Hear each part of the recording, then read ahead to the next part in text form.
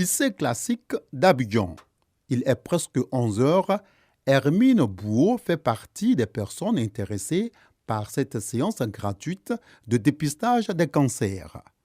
Présente depuis le matin, la longue attente n'enlève rien à sa motivation du jour.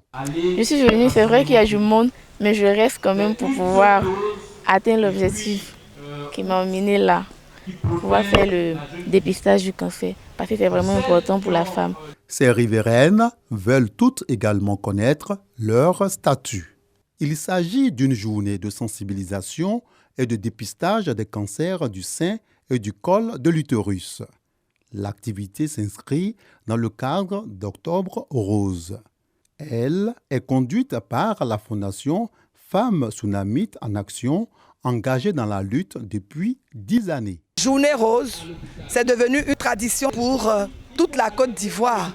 Et nous, ça nous réjouit. On ne s'est pas battu depuis 10 ans dans le silence. Le cancer du sein a reculé pour au moins 25% en Côte d'Ivoire. Ça se salue. Occasion pour le spécialiste de faire des précisions. Le cancer du sein est une réalité. C'est le premier cancer chez la femme dans notre pays, comme la plupart des pays dans le monde, alors que ce cancer détecté tôt peut se guérir et éviter les taux de mortalité assez élevés que nos pays connaissent. Il est donc important de savoir que 9 cas sur 10 du cancer du sein détectés précocement guérissent.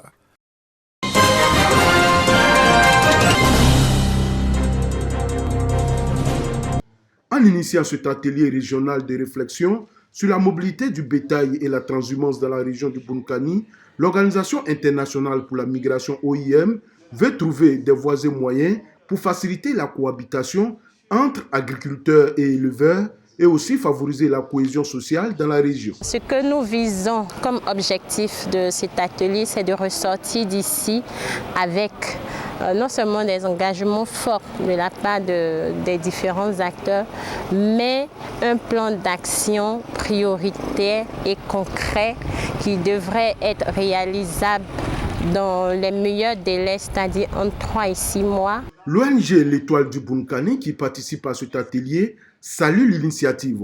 Selon son représentant, la question de la mobilité du bétail et de la transhumance est une véritable préoccupation dans la région. Nous appelons les populations à faire confiance aux autorités locales, de ne pas se faire justice, d'avoir le réflexe de se référer automatiquement à chaque fois que survient un conflit.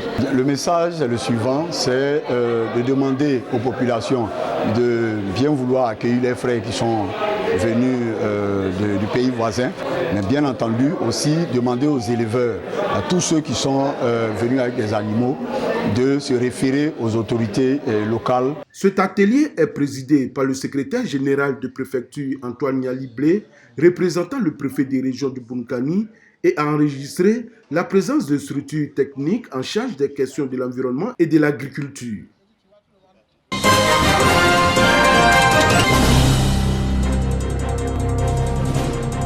Après Yamoussoukro, Korogo et Bouaké, San Pedro est la 4e ville hôte de la CAN à avoir son comité local d'organisation dénommé Colocan.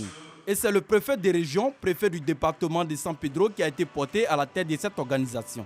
Son arrêté de décision lui a été remis par le président du COCAN, François-Albert Amichia. La CAN 2023 est une vitrine pour toute la Côte d'Ivoire. Nous devons en faire un jalon inoubliable de la mémoire de nos villes, autant qu'elle le sera pour l'ensemble de la nation.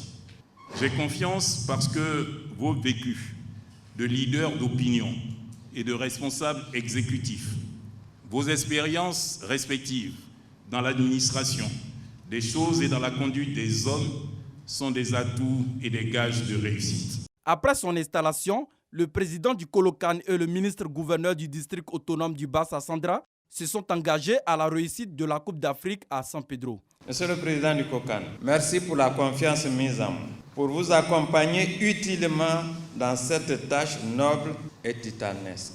Vive la CAN 2023 pour que vive une Côte d'Ivoire unie et prospère, résolument tournée vers le progrès.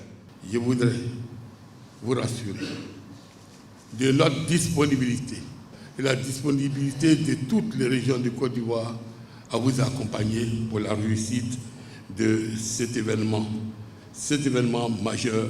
Prochain rendez-vous au programme du COCAN, le tirage au sort de la CAN prévu le 12 octobre 2023 à Abidjan.